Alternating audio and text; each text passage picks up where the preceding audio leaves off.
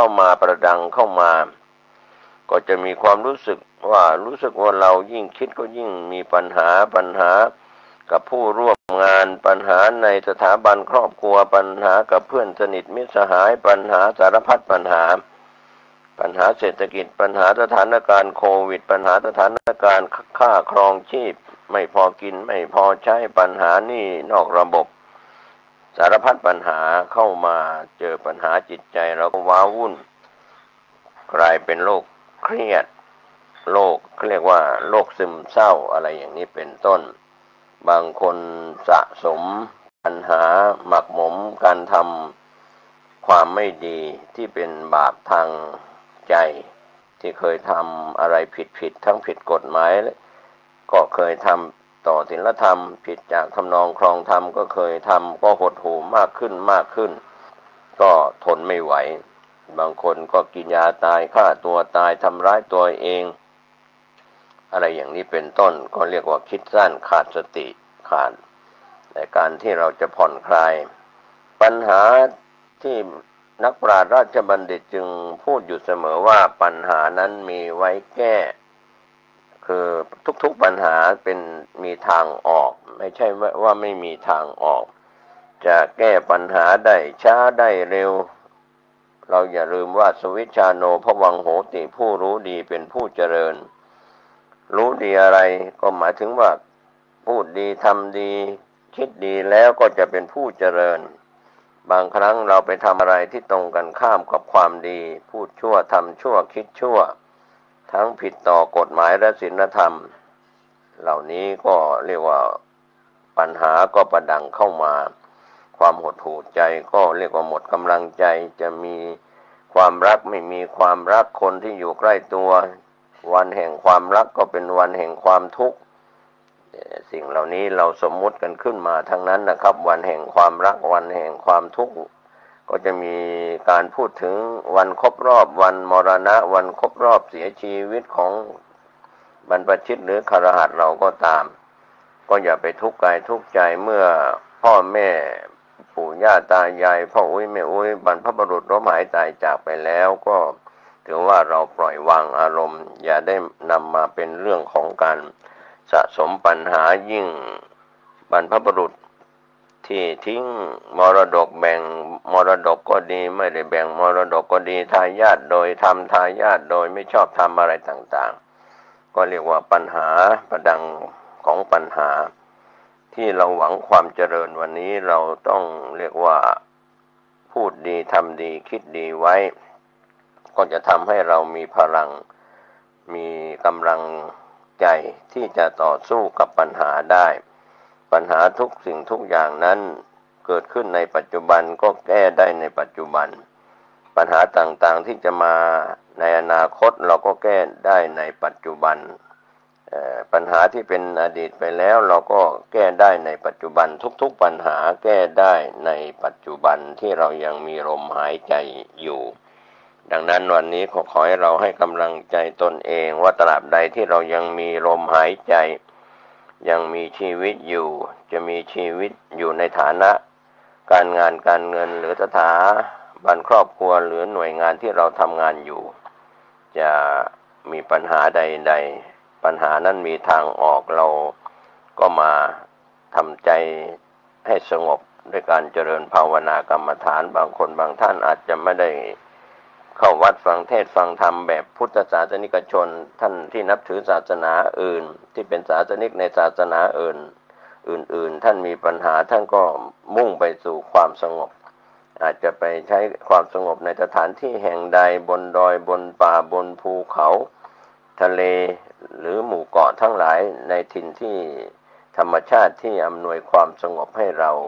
ได้สงบปัญหาได้อย่าไปนำปัญหาที่ยังแก้ไม่ได้มาคิดก็จะว้าวุ่นใจไม่ว่าจะเป็นปัญหาหนี้สินปัญหาถูกยึดทรัพย์ปัญหาสารพัดปัญหาที่ศาลได้ตัดสินคดีความต่างๆเรื่องราวต่างๆคนเราก็ทำถูกได้ทำผิดได้วันนี้เราต้องตัดสินเป็นผู้พิพากษาตนเองว่าเราทำผิด อะไรเราทำถูกอะไรทำผิดต่อศีลห้าฆ่าสัตว์เป็นอาจินลักทรัพย์เป็นอาจินเสพกามผิดเป็นอาจินกล่าวคำเท็จเป็นอาจินหรือดื่มเครื่องดื่มที่มีแอลกอฮอล์และเสพยาเสพติดเป็นอาจินแหล่งอบายมุขสิ่งที่ถูกที่ผิดอย่างไรบางคนก็ไม่ทราบว่าเคยเก็บสวยเคยมีรายได้จากบ่อนการพนันหรือผู้มีอิทธิพลที่เคยเก็บสวยมีรายได้ในช่องทางต่างๆที่ไม่ถูกต้องตามทำนองครองธรรมต่อศีลต่อธรรมะต่อสิ่งที่ถูกต้องการอยู่ร่วมกันในสังคมนั้นก็เหมือนคลื่นแม่เหล็กถ้าเราถูกดูดจากสิ่งรอบข้างที่เป็นคนที่หมกมุ่นอยู่ในเรื่องของอบายมุขคนที่ชอบการพนันชอบเรียกว่าผลิตยาเสพติดค้ายาเสพติดเสพยาเสพติดอะไรอย่างนี้หรือในส่วนของผู้ที่ทุจริตคอร์รัปชันในช่องทางต่างๆก็เรียกว่าสร้างปัญหาให้กับตนเองสร้างปัญหาให้กับคนอื่นสร้างปัญหาให้กับสังคม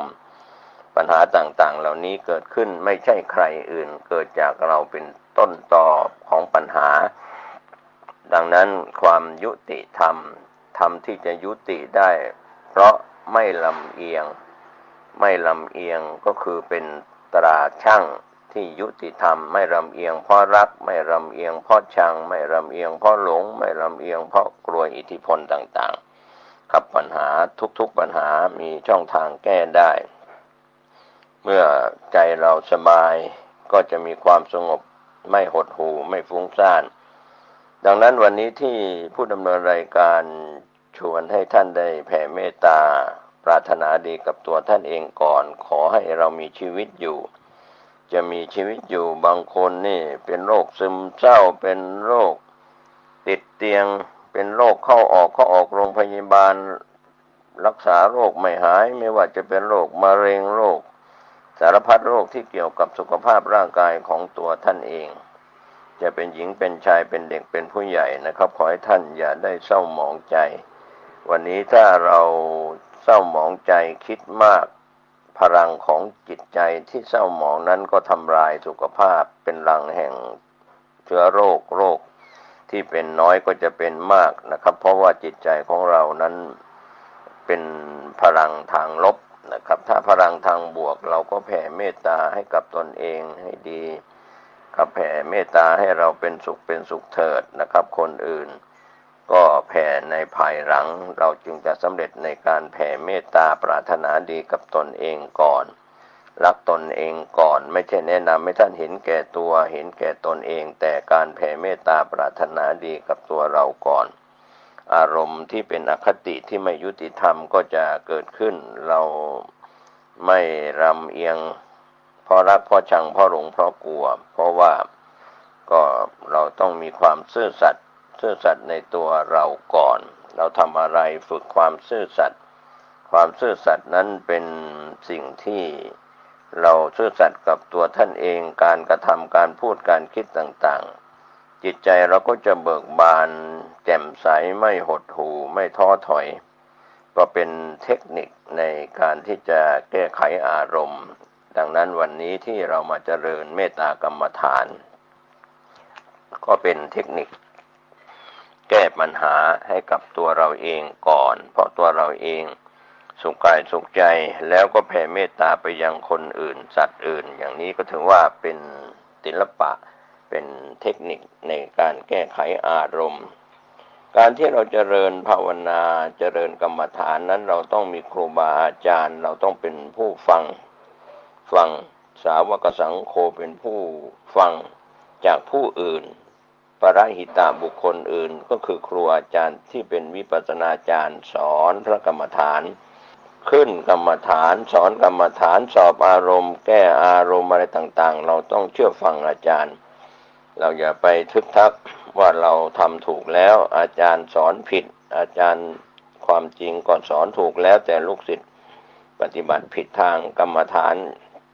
เพราะว่าไปติดในนิมิตล่อหลอกลวงล้างอะไรต่างๆทำให้หลงทางในการเจริญภาวนา ทั้งสมถกรรมฐานและวิปัสสนากรรมฐานวันนี้เราแสวงหาอาจารย์พระป่าก็ไม่มีป่าแล้วพระบ้านก็ไม่มีโอกาสจะได้ปฏิบัติธรรมกรรมฐานอยู่ในคามวาสีพระคุณเจ้าที่อยู่ในตัวเมืองในเมืองกรุงในเมืองหลวงในที่เจริญก็อาจจะหลงในรูปรสกลิ่นเสียงสีเสียงของความกลิ่นอายคือความเจริญตึกรามบ้านช่องการอยู่ในโลกสิวิไลอะไรอย่างนี้เรียกว่าคามวาสีส่วนพระป่าเวลานี้ป่าก็มีน้อยลงที่จะไปแสวงหาความสงบตามถ้ำตามป่าตามดอยตามภูเขาก็ถูกนายทุนหรือชาวบ้านตัดไม้ทำลายป่าหายไปพระป่าก็หายไปพระที่เดินธุดงค์พระที่ไปเจริญภาวนาเป็นครูบาอาจารย์ไปหาครูไปหากรรมฐานที่ป่าก็ไม่มีป่าก็คือสิ่งที่เป็นกิเลสอยู่ในใจก็ต้องหาสถานที่สงบในสถานที่ใดที่หนึ่งจะเป็นอาคารห้องพระหรือสถานที่ใดที่ท่านจะสะดวกในการเดินจงกรมการนั่งสมาธิไหว้พระสวดมนต์เจริญภาวนาก็จะออกไปหาป่าไม่มีก็ต้องใช้ห้องกรรมฐานบางวัดนั้นเป็นสำนักวิปัสสนากรรมฐานก็จัดเป็นห้องมีห้องน้ำห้องส้วมอยู่ในสถานที่เดียวกันก็สามารถเดินจงกรมในห้องได้นั่งสมาธิในห้องได้ปริวิเวกไม่มีใครมารบกวนอย่างนี้เป็นต้นเป็นตัวอย่างวันนี้ป่าแบบพระกรรมฐานแบบพระป่าซึ่งเราเคยรู้และทราบกันดีไม่ว่าจะอยู่ทางภาคเหนือภาคอีสานหรือภาคใดๆก็ตามในทิศทางที่มีป่าครูบาอาจารย์ที่เป็นอาจารย์สอนกรรมฐานแบบพระป่าก็ล้มหายตายจากถ้าเป็นพระคุณเจ้าก็มรณภาพกันไปหลายรุ่นนับเป็นหลายสิบปีเป็น100 ปีและหลายร้อยปีภาพเหล่านั้นก็เป็นภาพประวัติศาสตร์เห็นพระป่าสอนกรรมฐานวันนี้หลายท่านก็ไปแสวงหาคลิปเสียงของพระวิปัสสนาจารย์พระป่าพระที่สอนกรรมฐานกันที่เคยบันทึกเสียงไว้มีทั้งเสียงและภาพว่าเป็นคำสอนของหลวงปู่ของพระป่าวัดนั้นวัดนี้ว่าสอนกรรมฐานอย่างนั้นสอนกรรมฐานอย่างนี้ก็เป็นเพียงการรับฟังแต่การที่ครูบาอาจารย์เหล่านั้นได้สั่งสอนลูกศิษย์ลูกหาสายกรรมฐานรุ่นสู่รุ่นต่อรุ่นจนถึงปัจจุบันก็ยังมีอยู่แม้ครูบาอาจารย์สายกรรมฐานจะเป็นพระกรรมฐานสายพระป่าพระบ้านก็ตามก็ยังคงมีอยู่ขอให้เราได้แสวงหาก็คือสนใจเรื่องของการปฏิบัติธรรมกรรมฐานเพื่อตัวเราเองวันนี้ถ้าเราไม่สนใจตัวเราคือยังรู้เท่าทันตัวเองไม่ได้ศึกษาเรื่องของตัวเองยังไม่จบก็อย่าไปศึกษาในศาสตร์ทั้งหลายในมหาวิทยาลัยศาสตร์ทั้งภายในประเทศและต่างประเทศก็เรียนไม่จบรู้ไม่จบเพราะฉะนั้นรู้ศาสตร์ที่อยู่ตั้งแต่หัวจดเท้าในสกลกายของเราในกายทวารวจีทวารมโนทวารของเราก็จะทำให้เรานั้นเข้าถึงจุดสุดยอดในกรรมฐานที่เป็นวิปัสสนากรรมฐานก็อย่าออกไปนอกตัวกายเวทนาจิตธรรมก็อยู่ในสกลกายของเราดังนั้นการที่เราเจริญภาวนาเจริญพระกรรมฐานนั้นก็เป็นช่องทางที่จะฝึกกายฝึกจิตของตัวท่านเองสร้างบุญบารมีในศีลสมาธิปัญญาบารมี10 ทัศบารมี30 ทัศนั้นก็อยู่ที่ตัวตนของท่านแต่ละคนละท่านได้สั่งสมบุญญาบารมีกันจากวันนี้เราเริ่มต้นเราแก้ปัญหาวันนี้เรื่องราวในอดีตผ่านไปอย่าได้ใส่ใจปัจจุบันเราแก้ไขได้อนาคตยังมาไม่ถึงอย่าได้คาดหวังอะไรกันมากนักใช้ปัจจุบันอารมณ์ในสถานการณ์ความเป็นอยู่ที่เป็นปัจจุบันเราก็จะสุขกายสุขใจทุกรูปทุกนามผมเกษตรเพชรธรรมนิตวิทยากรแบ่งปันความคิดดีๆวันนี้เราเริ่มต้นแผ่เมตตาให้กับตนเองแก้ปัญหา ของตัวท่านเองได้ก่อนแล้วเราก็จะไปแก้ปัญหาของคนอื่นบุคคลอื่นในหน่วยงานต่างๆได้ปัญหาจะเล็กจะใหญ่จะมากจะน้อยอยู่ที่เราแก้ปัญหาของตนเองได้ก่อนเราก็จะสุขกายสุขใจและก็ช่วยเหลือคนอื่นได้เรียกว่าเมตตาตนเองเมตตาคนอื่นขอให้ท่านสุขกายสุขใจวันนี้และวันหน้าทุกรูปทุกนามสวัสดีครับทำไมศิษยานุศิษย์จำนวนมหาศาลถึงเคารพรักและศรัทธาท่านบนโลกนี้มีบุคคลผู้สร้างคุณประโยชน์ต่อมวลมนุษย์อยู่มากมายและเราก็เป็นคนหนึ่งที่เป็นหนี้บุญคุณบุคคลเหล่านั้นอยู่ไม่น้อยเฟรมิงผู้ค้นพบยาเพนิซิลลินมาดามแมรี่คูรีผู้ค้นพบเรเดียมที่ใช้รักษามะเร็งพี่น้องตระกูลไรท์ผู้คิดค้นเครื่องบินอารันเทอริงผู้คิดค้นคอมพิวเตอร์หรือแม้แต่นักวิทยาศาสตร์ที่มีความเป็นอัจฉริยะระดับโลกอย่างนิวตันและไอน์สไตน์เพราะถ้าไม่มีพวกเขา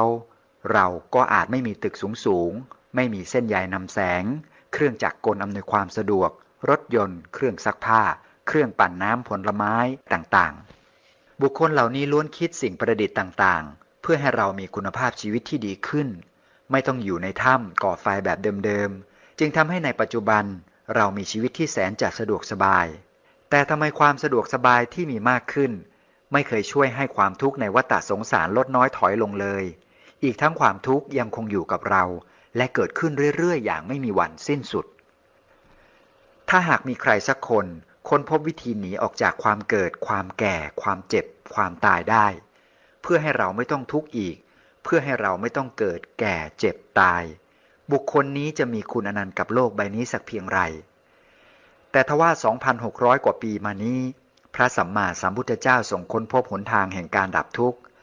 ทำให้คนที่เกิดในยุคนั้นจำนวนหนึ่งสามารถบรรลุมรรคผลนิพพานตามท่านโดยไม่ต้องกลับมาเกิดแก่เจ็บตายไม่ต้องมาใช้เทคโนโลยีที่สะดวกสบายบนความทุกข์อีกแต่หลังจากที่พระองค์ปรินิพพานไปแล้ว500 ปีสิ่งที่พระองค์ทรงค้นพบคือวิชาธรรมกายที่ทำให้มนุษย์ยุคนั้นสามารถนิพพานตามพระองค์ได้เลือนหายไปจนกระทั่งมีภิกษุรูปหนึ่งเอาชีวิตเป็นเดิมพันมุ่งมั่นต่อธรรมปฏิบัติ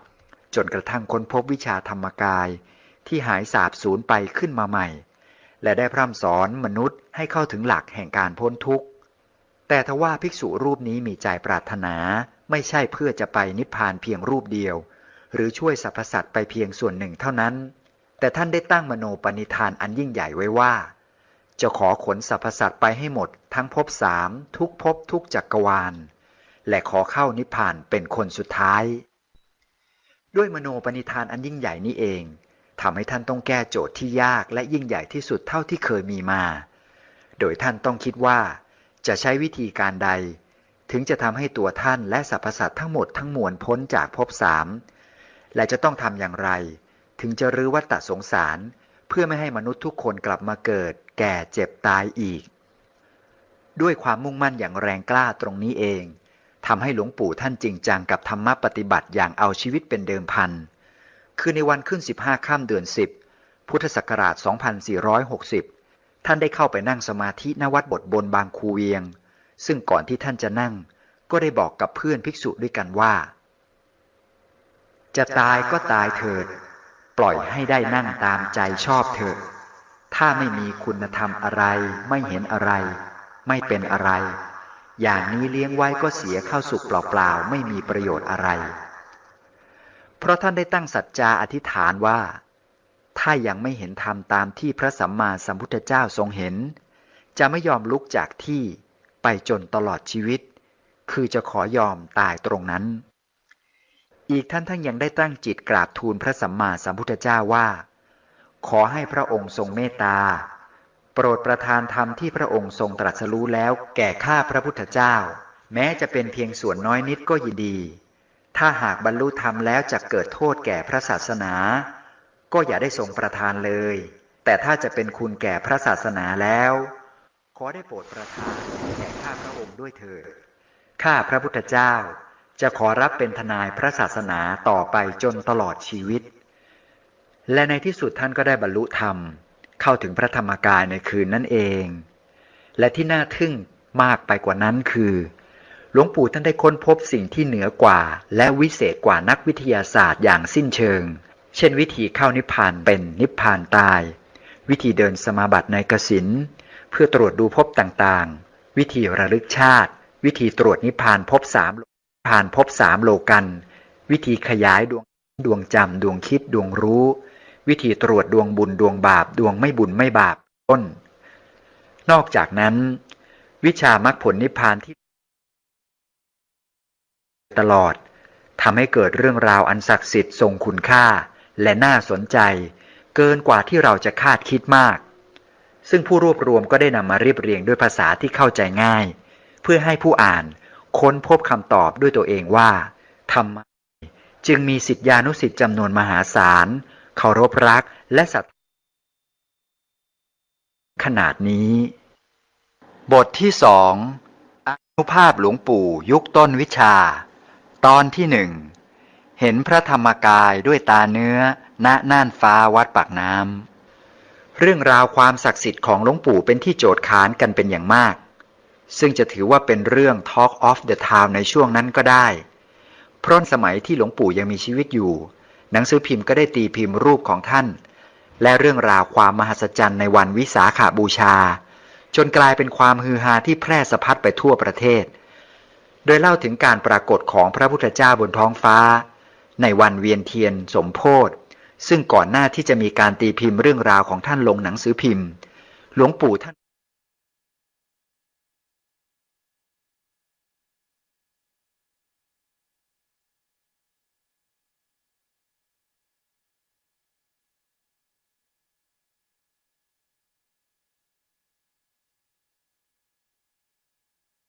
เวียนในวันวิสาขบูชาและวันมาฆบูชา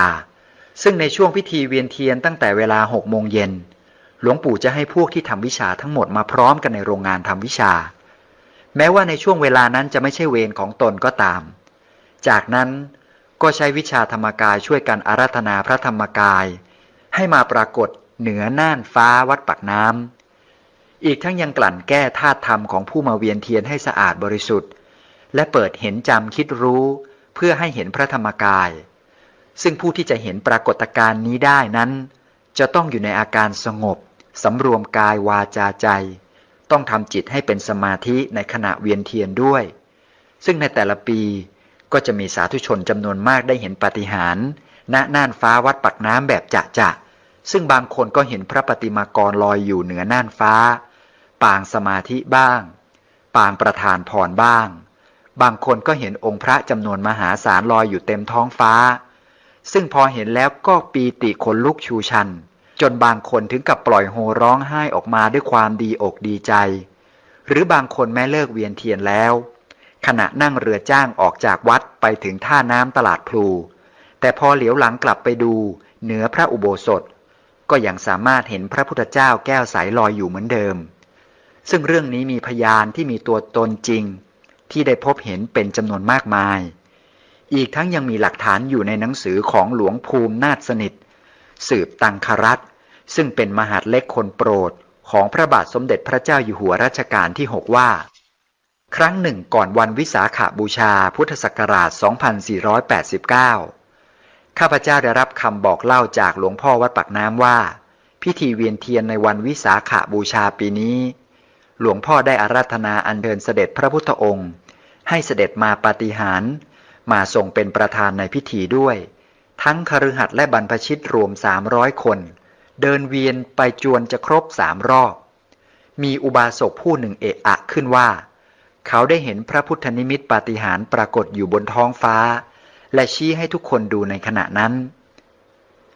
และที่น่าทึ่งมากไปกว่านั้นมีบุคคลที่ไม่เชื่อและไม่ศรัทธาเดินทางมาพิสูจน์เป็นจำนวนมากเช่นคุณสุธรรมจันกลัดอดีตผู้พิพากษาหัวหน้าคณะในศาลอุทธรณ์ซึ่งได้กล่าวยืนยันว่าปกติท่านเป็นคนไม่เชื่ออะไรง่ายๆถึงขนาดทักท้วงว่าพระพุทธเจ้าท่านเสด็จปรินิพพานไปนานถึง 2,500 กว่าปีแล้วทำไมยังสามารถเสด็จมาให้เห็นได้อีกและด้วยเหตุนี้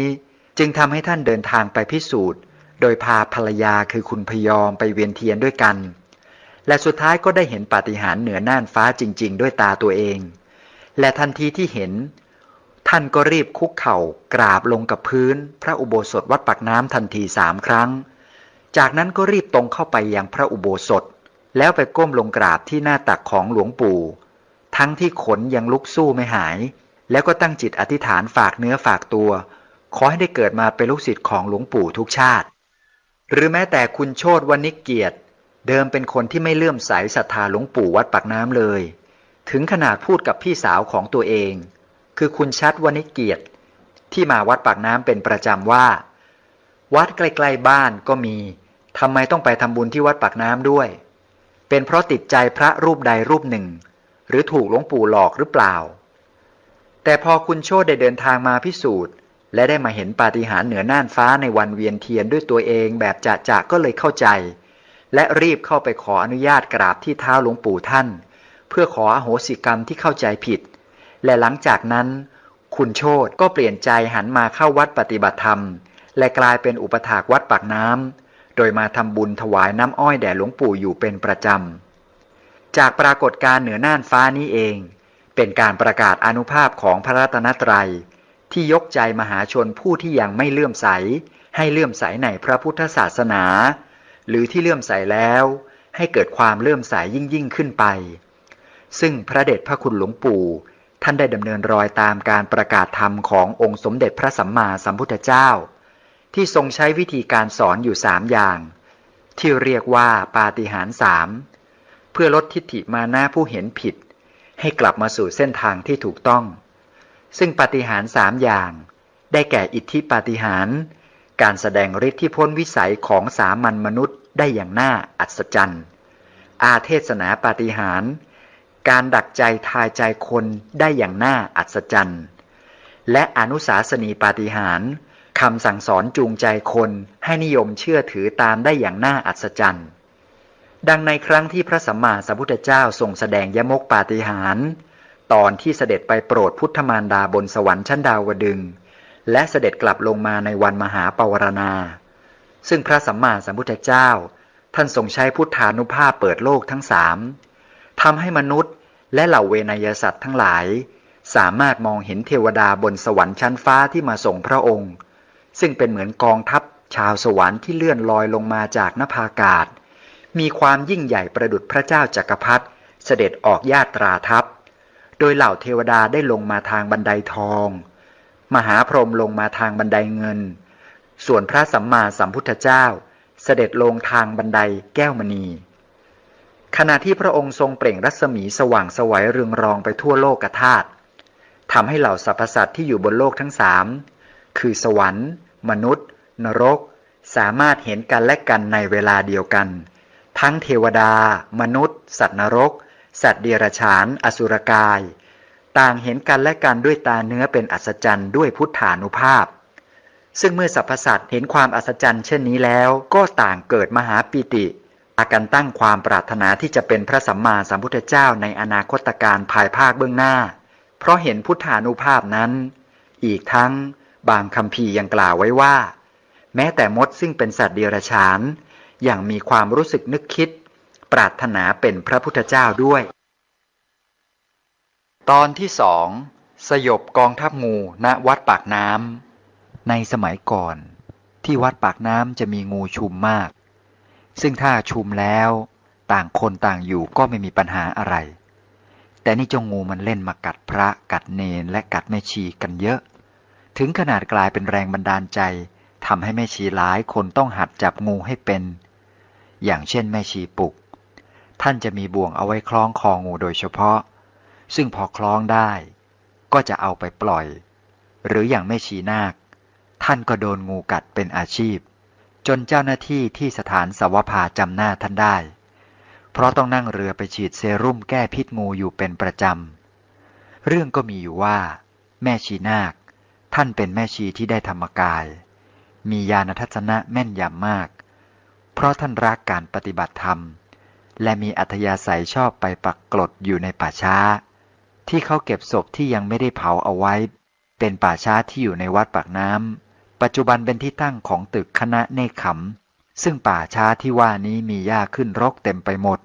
ดังนั้นจึงเป็นที่ซ่องสุมของบรรดางูต่างๆอย่างมากมายแ แต่เนื่องจากป่าช้าเป็นสถานที่ที่เงียบสงบเย็นสบายทำให้แม่ชีนาคชอบไปมากเพราะไปทีไรก่อนจะเข้าที่นั่งสมาธิท่านจะสวดเจริญพระพุทธมนต์อิติปิโส108จบก่อนและที่น่าทึ่งก็คือท่านจะสวดไปเรื่อยๆโดยไม่ต้องมีลูกประคำมานั่งนับเลยโดยเฉพาะเวลาปกติซึ่งโดยปกติเวลาคนทั่วไปสวดครบ1จบ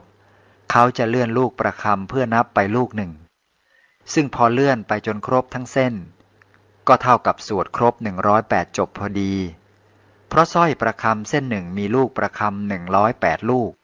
แต่เนื่องจากแม่ชีนาคมีวิชาธรรมกายที่หลวงปู่สอนท่านจึงไม่ต้องนับลูกประคำให้เสียเวลา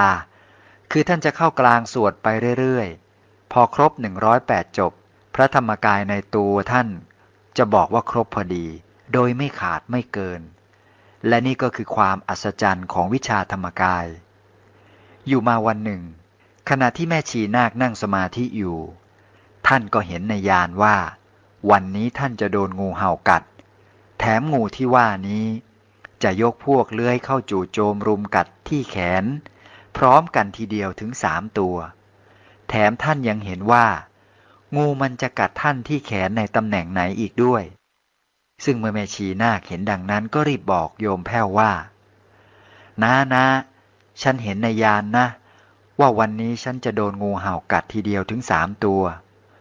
เมื่อโยมแพ้วได้ฟังดังนั้นก็พากันไปเรียนให้หลวงปู่ทราบซึ่งแม่ชีนาคก็รายงานหลวงปู่ว่าหลวงพ่อเจ้าคะลูกเห็นในญาณว่า